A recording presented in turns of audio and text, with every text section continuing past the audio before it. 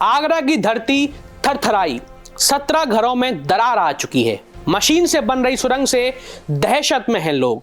नमस्कार, मैं ऋषभ शर्मा और आप देख रहे हैं आचरण न्यूज का खास कार्यक्रम जिसका नाम है आज का मुद्दा। मेरे साथ मेट्रो के विकास की वजह से 17 परिवार बेघर हो गए हैं। कौन करेगा उनके साथ इंसाफ? लोग हो गए हैं बेघर, सरकार क्या झक मार रही है? कौन लेगा इस पे एक्शन? आगरा में मेट्रो रेल परियोजना के कारण हजारों लोगों की जिंदगी अस्त व्यस्त हो गई है। शहर के मोती, कटरा और सैयद गली में स्थित लगभग 1700 मकानों में दरारें आ गई हैं, जिससे लोगों की सुरक्षा पर सवाल उठने लगे हैं। हालत इतने खराब हो गए हैं कि कई मकानों को गिरने से बचाने के लिए लोहे के जैक लगाए गए हैं, जो अक्सर कार के नीचे लगाए जाते हैं। स्थानीय लोग अपने पुश्तैनी घरों को छोड़कर दूसरे घरों या होटलों में रहने के लिए मजबूर हो गए हैं और कई लोग तो सड़कों पर आ गए हैं। 140 मकानों को खड़ा रखने के लिए जैक लगाए गए हैं।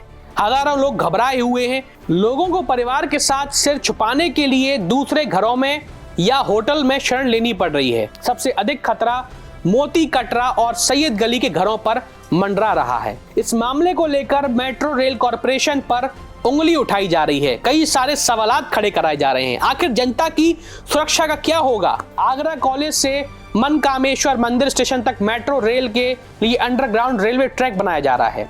रेलवे ट्रैक की सुरंग 2 किलोमीटर लंबी है। सुरंग बनाने के लिए जमीन के नीचे 100 से 150 फीट गहरी खुदाई की गई है। आगरा में मेट्रो के लिए अक्टूबर 2023 से सुरंग बनने का काम चल रहा है। जुलाई अगस्त तक कुछ ही घरों में दरार आई थी, लेकिन धीरे धीरे ये दरार 1700 घरों में दिखने लगी है।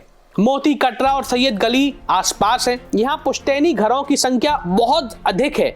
बीच बीच में लोग अपने अपने मकानों के ढांचे को ठीक करा लेते हैं। यहाँ रहने वालों ने कहा है कि हमारे घरों में दरार आ गई है। रात में जब मेट्रो की ड्रिल मशीन चलती है तो ऐसा लगता है कि कहीं घर गिर ना जाए। रातों की नींद उड़ चुकी है। मेट्रो रेल परियोजना से जुड़े व्यक्ति निरीक्षण करने आते हैं, लेकिन कोई संतोषजनक जवाब नहीं देता है। मकानों के क्षतिग्रस्त होने के बाद भी मेट्रो की खुदाई का काम रुका नहीं है।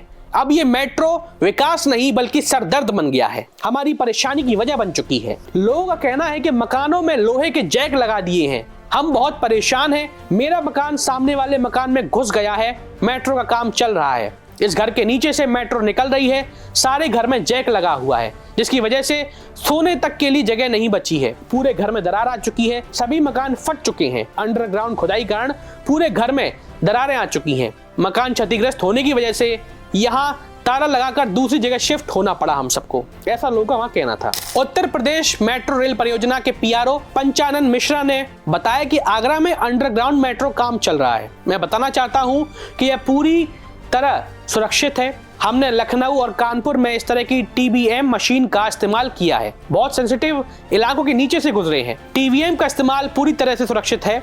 जमीन से 17 मीटर नीचे टीबीएम चलती है और उसके वाइब्रेशन को ऊपर तक आने की पूरी संभावना बहुत कम होती है, ऐसा उनका कहना था। तो वहीं मकान में दरार आने की जो बात है, वहां 100 साल पुराने मकान भी मौजूद हैं, जिनकी नींव और फाउंडेशन कमजोर हो गई है। इसकी वजह से पहले से ही दरारें आ रही थी। उसमें हमने उन दरारों को रिपेयर करवाया, बल्कि जो मकान संवेदनशील हैं, जिनके नीचे से टीबीएम जा रही है, उन लोगों को वहां से कुछ दिनों के लिए मकान खाली करने को कहा गया है और उसका उचित मुआवजा भी दिया गया है। उन लोगों को होटलों में रुकवाया गया है, अच्छी सुविधा दी जा रही है, पूरा ख्याल रखा जा रहा है। इन सब के बाद मेट्रो को सुरक्षित निर्माण हो रहा है, ऐसा कहना है पंचानन मिश्रा का। मिश्रा ने यह भी कहा कि किसी को घबराने की कोई जरूरत नहीं है।